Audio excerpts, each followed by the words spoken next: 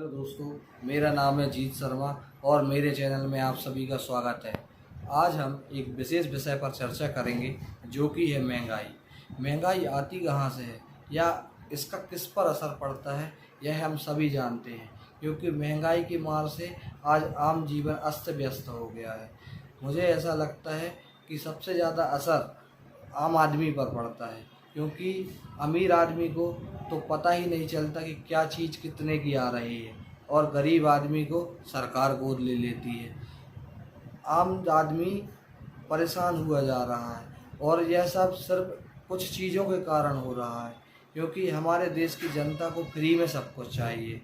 उसे घर के मकान के पैसे फ्री में चाहिए, शौचालय के पैसे फ्री में चाहिए, लाडली बहना के 1000 चाहिए, 1 रुपये किलो में राशन चाहिए।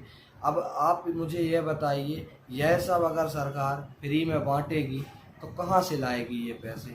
किसी न किसी चीज़ से हमारे ही कान पकड़े जाएंगे। या तो आप सीधे दे दीजिए, नहीं तो हम कहीं न कहीं से वसूल कर लेंगे।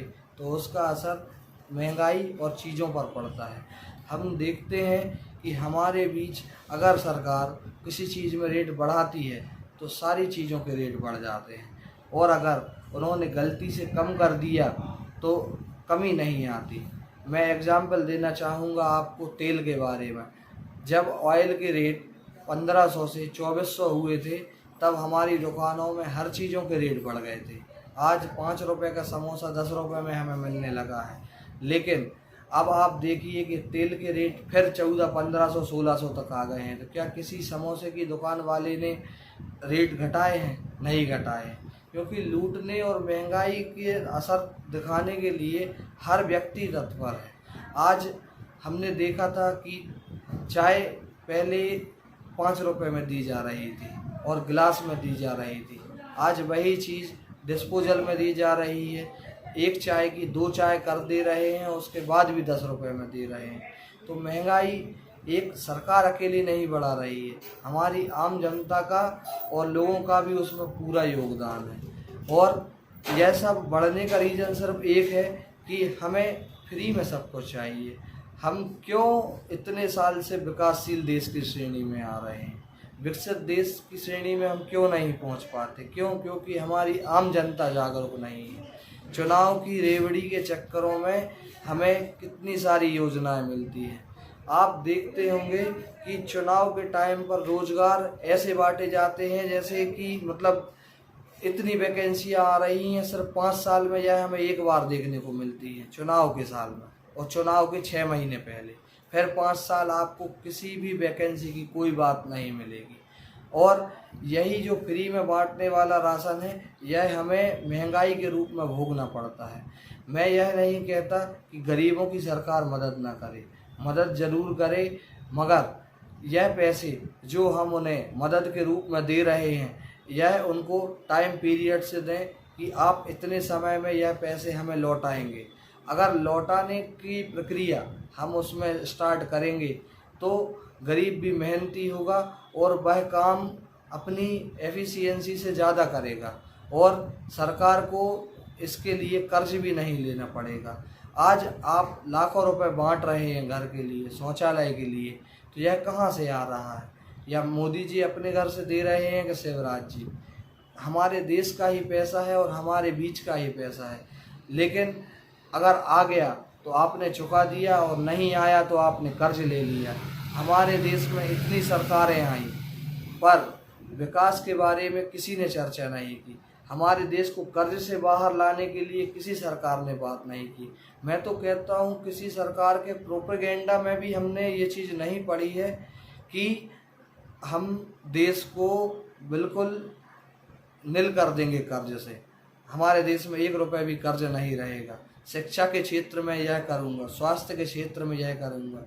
यह सब बातें छोड़ के हम इतने पैसे इसमें बांटेंगे, ये वाली योजना दे देंगे, वह वाली योजना दे देंगे। मेरे हिसाब से सिर्फ 2 चीज़ें हमें फ्री मिलनी चाहिए, एक है हमारा स्वास्थ्य और दूसरा है हमारी शिक्षा। अगर हमारा स्वास्थ्य सही रहेगा तो हम मेहनत से बहुत सारी चीज़ें कर सकते हैं, और अगर हमें शिक्षा मिलेगी तो हम एक नई दिशा में काम कर सकते हैं। इसके अलावा हमें कोई भी तीसरी चीज़ फ्री में नहीं मिलनी चाहिए, लेकिन हमारे यहाँ वोट बैंक की राजनीति के कारण यह चुनाव के टाइम पर नई नई योजनाएं लाकर प्रदेश को और देश को करोड़ों के कर्जे में लाद देते हैं। महंगाई को दूर करने के लिए हमें अब विकास की राजनीति करनी चाहिए, धर्म की राजनीति से बाहर आना चाहिए।